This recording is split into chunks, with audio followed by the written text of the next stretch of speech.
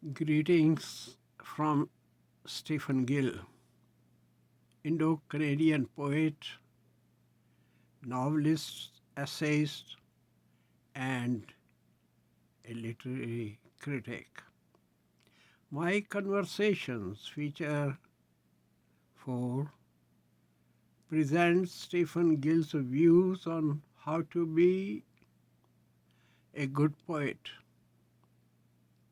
This question, how to be a good poet, was asked years ago by Dr. George Hines from Ottawa, who wrote a book titled Stephen Gill and His Works. This book was released by Authors Press in 2008. The book is about the early writings of Stephen Gill. This question has been asked even recently, and I am adding to what I said to Dr. John Hines around 1980. I am trying to explain in my feature 4 of my conversations that talent is a rough diamond. One has to learn the art of chiseling. One has to learn the art of polishing the rough diamond to make it more presentable. I am supporting this view from the preface of my collection of poems, Songs Before Shrine, and that was published by Authors Press in 2017. In this preface, I write, I believe that the language of poetry is more compact. Language of poetry is more energetic. The language of poetry is of a greater intensity and greater emotional depth than the language of prose. It also means poetry has no room for cliches and for unnecessary words. Poetry is a villa of glorious shape where every brick that is chiseled in a unique way belongs to its exact spot. Like other arts, poetry needs revision for perfection, and there is more than one way to do that. Poets are professional workers who keep updating the tools of their trade.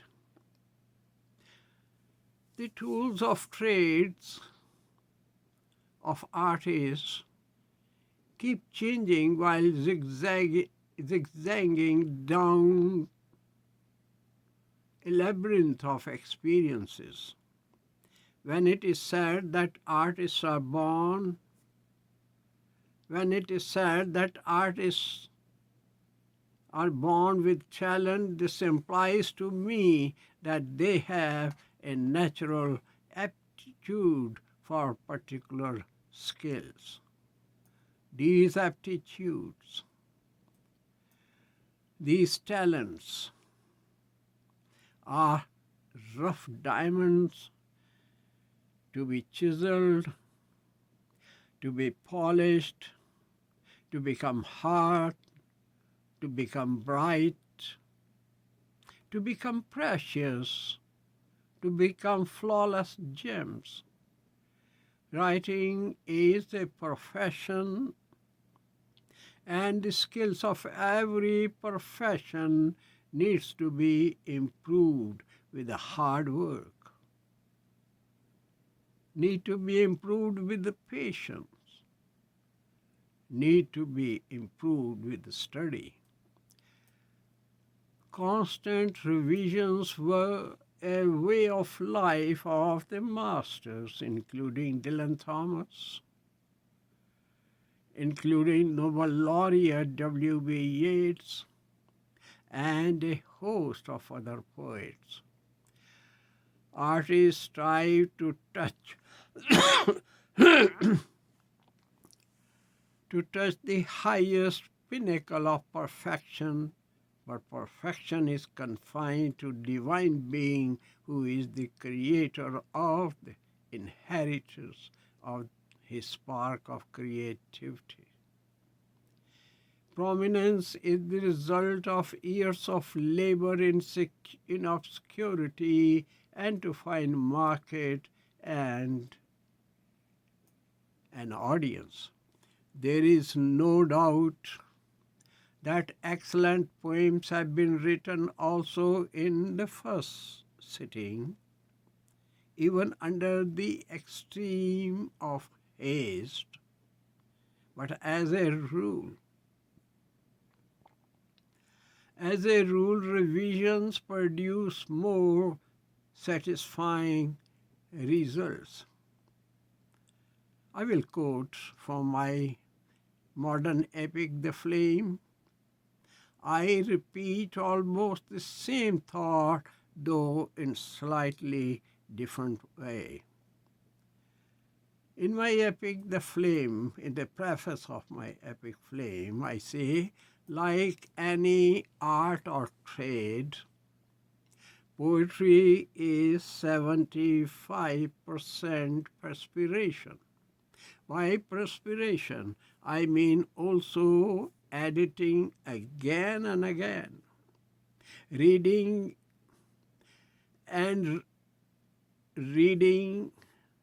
writing, and keep writing, and keep sending manuscripts for publication to be an acceptable poet. It is not an easy decision, I admit, to continue kicking out the robins of art because of the fear of rejection. For those who want to improve their art, rejection slips are the stepping stone to success. Some rejections are sent simply because editors do not need additional material on the same subject, or they do not have any space to accommodate them. Some good editors make suggestions to revise certain portions of the work. A poet should never be tired of revisions. A time comes when a poem would tell when to stop editing.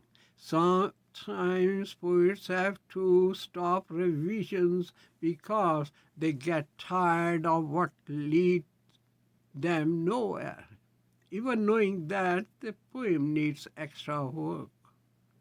In such situations, in my case, I put my poems aside to take it up some other day unexpectedly.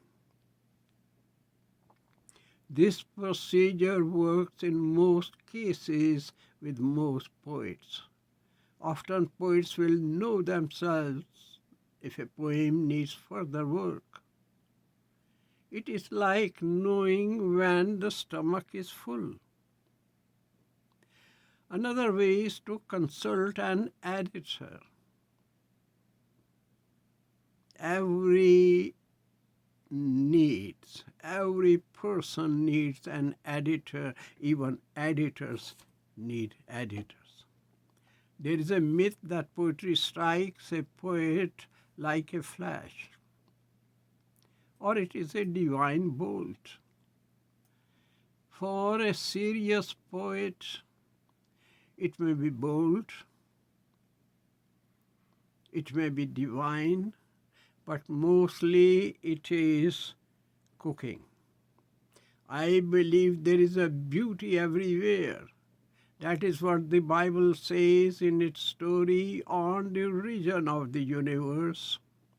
After every creation, God said, beautiful. There is a beauty in every object, and so is poetry. Beauty is poetry. I believe poetry is beauty, but everyone does not have the abilities to bring out gracefully the God within. I mean the material that is in our soul, in our feeling, in our thoughts, in our dreams. I call all that God within. It is a poet who gives that God a shape with the beauty of language. Language is a media between an object and poet, and it gives life, as God did when He created the universe with His words. What is important in a poem is the arrangement of words. This is an intellectual exercise, and it needs dipping into the amazing world of words. These efforts need the proper knowledge of the tools.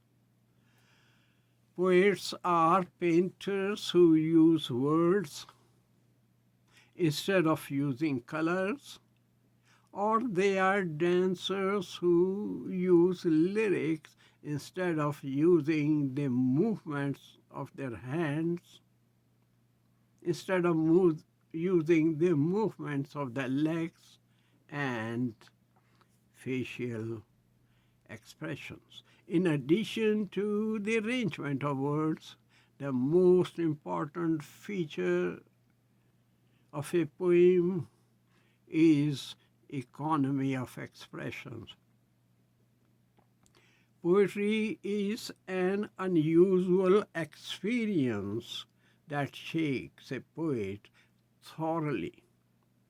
A poem is by a human, for humans, about a deep inner experience that is symbolized through a language.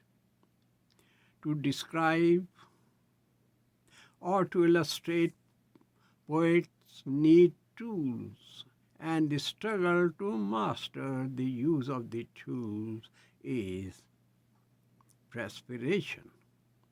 Through images and the arrangement of words and other tools, poets convey their experiences to their writers. Poetry is not only to convey that experience to readers, poetry is also to convey it in a beautiful way, and that beautiful way should also be something like a new and delicious dish. That is where perspiration gets involved. I would like to sum up factors that are important to write good poems, and one factor, as I said, is revision. I call revision house cleaning. Second factor is reading good literature. I used to hear from lazy poets, I used to hear that they do not read other poets because they do not want to be influenced by other poets. It is not a healthy way of thinking. It is important to know that they It is important to know that why and how some classical poets are still alive and are enjoyed by readers. For me, a good poet is also a good reader of good poetry, poetry that is written by others. One important step that some poets, particularly beginners, can take is to join local group of writers. If there is no local group of writers, they can form one. The main function of these literary groups is to provide guidance and inspiration. Now, aspiring poets, I mean beginners or relatively beginners, will derive immense benefits by association, by associating with birds of the same feather. Let me say again, in another word, in spite of a natural talent or aptitude, the poet has to work hard to learn his or her art to present it in the best possible way. In other words, he or she has to read pertinent literature or take courses and seek the guidance of professionals.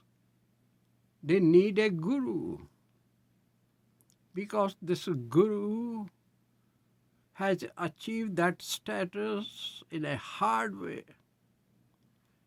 Therefore, guru has compassion also. So in order to achieve a degree of perfection in the chosen field of his or her art, one had to find some guidance from somewhere.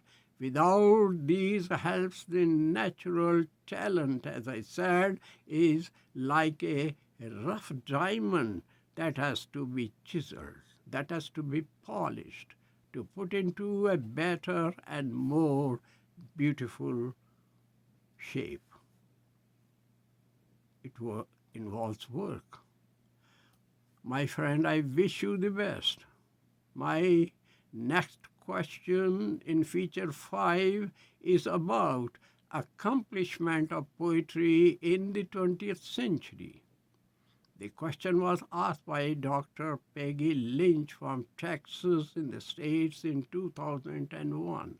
Meanwhile, please do not forget to subscribe to my channel, and God bless you all.